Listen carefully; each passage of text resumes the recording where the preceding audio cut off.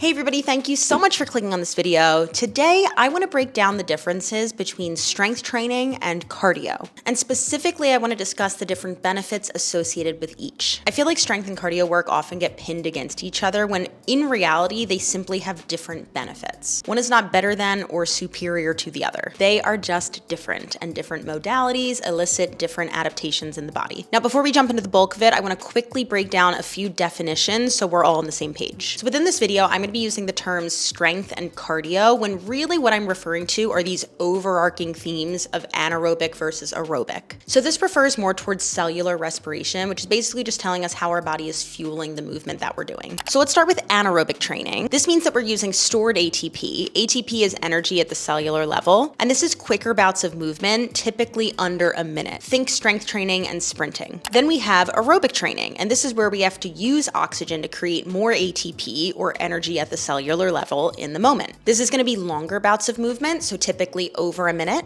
And things in here are going to include more longer distance running and most group fitness classes. So for the remainder of the video, I'm going to use the terms strength and cardio because that's specifically what we're talking about. But in reality, the benefits that I'm going to be telling you are anaerobic and aerobic training. And while strength and cardiovascular work fit under those two umbrellas, it also does encompass other things. So now I want to go through the different systems in the body, and I want to actually break down the different adaptations that occur when you're doing strength work and then when you're doing cardio work. And I'm going to list them right here on the sides, nice and pretty so we can see. Let's start with the nervous system, which has to do with our nerves, obviously. But really, I just want you to think of this as like how your body takes in and responds to sensory information. For instance, if you touch a hot pan, that's your nervous system telling you to get your hand off the fucking pan.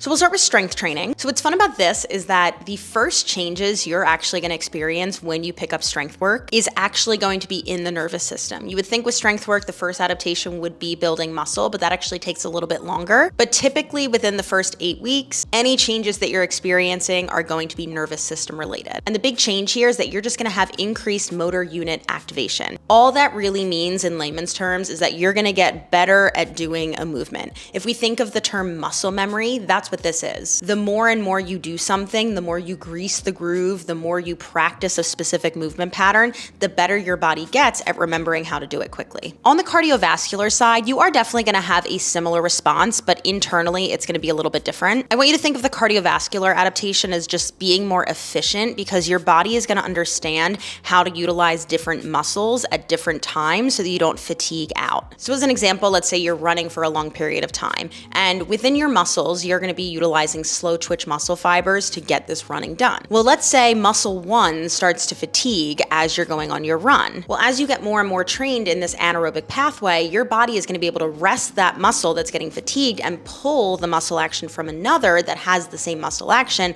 So you can kind of play on and off of like inactive versus active muscles to basically just get better at performing this aerobic activity. So all that to be said, with cardiovascular training, your nervous system is just going to get more efficient. Let's jump into muscles, baby. So for strength, I think it's pretty obvious. The main adaptation, which is typically going to take about 10 weeks to occur, is muscle hypertrophy. Hypertrophy simply means visible muscle growth. Another thing that's interesting here is that you are going to have a reduced mitochondrial and capillary density. That sounds like a really fancy statement, but all that means is that as you're growing more muscle, you're not necessarily increasing how many capillaries you have. Capillaries are essentially just tiny blood vessels. The more you have, the more oxidative or the more oxygen you can get to certain places in your body. But essentially, we're just going to have a lower density of these throughout the body simply because as we're doing strength training, we're not actually promoting the stimulus of creating more of them. So typically what you see with a lot of strength and power athletes or people who prioritize that type of training is you're going to have more of a fast twitch muscle fiber recruitment. Fast twitch muscles are going to be more of our speed and they are simply less oxidative, meaning they are going to be used for more short bouts of energy, aka strength training. anaerobic training. Now on the flip side with cardio, one of the adaptations which we are going to put under muscular, you'll see why in just a moment, is that you do get increased capillaries and increased mitochondria. Now with that, more oxidative muscle fibers are going to be slow twitch muscle fibers, and these are typically used for longer bouts of energy, aka cardio. So if we want to dilute this down even more so it's super simple, strength training is going to work more so your fast twitch muscle fibers. Cardio is going to work more so your slow twitch muscle fibers. That's a generalization and kind of an overstatement, but that is the general theme that we see between the two modalities. Let's talk about connective tissue. So across the board, connective tissue is going to take the longest to build, usually 6 or more months. And when we're talking about that, we're talking about bone, tendons, ligaments, all of those things. With strength training, it's one of the big things I talk about. You are going to have an increase in your bone density. You are also going to strengthen your tendons and ligaments. So pretty simple here. With cardiovascular work, you actually can stimulate bone growth and increase your bone density with higher impact cardiovascular training. So for instance, something like running, that is an impactful form of movement, meaning it is high impact. You're hitting the ground with your feet, with your legs. So definitely at first, you can have that bone growth adaptation, but over time, that's going to plateau because it's going to be hard to progressively overload. So typically cardio can improve your bone density to a point, but you're going to kind of teeter out. And that's why strength work is going to be so important for your bone health over time. And I just want to point out here really quickly, because a lot of times people say like, oh, cardio is really bad for your joints because of the impact. Cardio is only bad for your joints because of the impact if your joints can't handle the impact you're giving it. And that goes for anything, right? Like lifting a heavy load strength-wise that your body isn't able to do, like that's not going to be good for it. Eating like 18 bags of carrots every single day is going to be bad for your body. Like you will overdose on carrots. You can make that statement about literally anything. So I never want you thinking like, oh, running's bad for your joints. Oh, strength training is dangerous for your joints. Oh, eating carrots is dangerous for your health. Like anything that's too much for you is going to be dangerous, right? So I just want to point that out before someone's like, oh, well, you know, impact is bad for your joints. It's not. It's only if your joints can't handle that. Let's move into the endocrine system or hormones. I don't want to get too deep into this, A, because honestly, I find hormones so fucking boring. B, it's not really in my scope aside from the basics. And C, you don't really need to worry about it unless you're having a problem. And then you want to go to a doctor. So the basic adaptations here are fairly similar. For strength work, we are actually going to increase our anabolic hormone concentration. Anabolic hormones are hormones that basically build things where catabolic would be breaking down. So some examples of that are going to be testosterone, IGF-1, growth hormone, so all of these things that kind of promote muscle protein synthesis. And then you are gonna have an overall increased amount of hormone receptors. Very similar with cardio, you are gonna have an increase in different hormones, a lot of times like catecholamines, so things that happen when like you're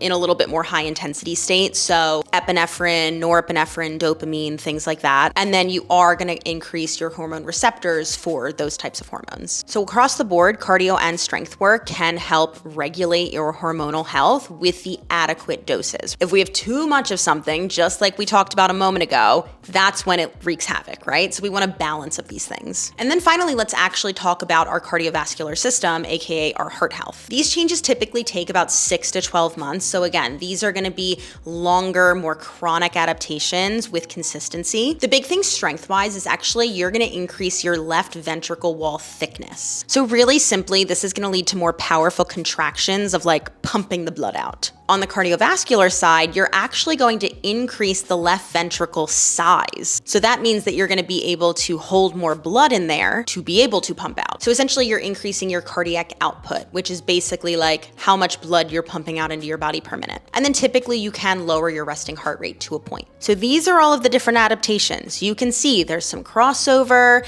there's some things that kind of relate to each other, but you can also just see that there's differences here, right? Now, the biggest question I get across the board is, does insert exercise count as strength training? The most recent example of this is I actually just put out a 30-minute workout from the 4-Week Essentials program on YouTube. So if you want a nice little cardio workout, you're more than welcome to check that out because it is free. But I got a question in the comments of, well, does this count as strength training because we're using a weight? And the answer is not really. Here's why. So the structure of the workout is a ladder workout where essentially we take 4 exercises and we're gonna start with 5 reps of everything, then 4, 3, 2, 1, and then we're gonna climb back up the ladder 2, 3, 4, 5. Now, even though you're not really working for more than a minute or so in each bout of movement, the rest in this is only 30 seconds. And for anaerobic or strength work, you are going to need more rest. So with most strength training, you're gonna need a 1:3 to 1:5 work to rest ratio. Meaning if I perform a movement for a minute, I'm gonna need 3 to 5 minutes of rest. Otherwise, again, if we go back to the cellular level, my body is going to run out of stored ATP and I'm going to start to use oxygen to make more ATP in the moment,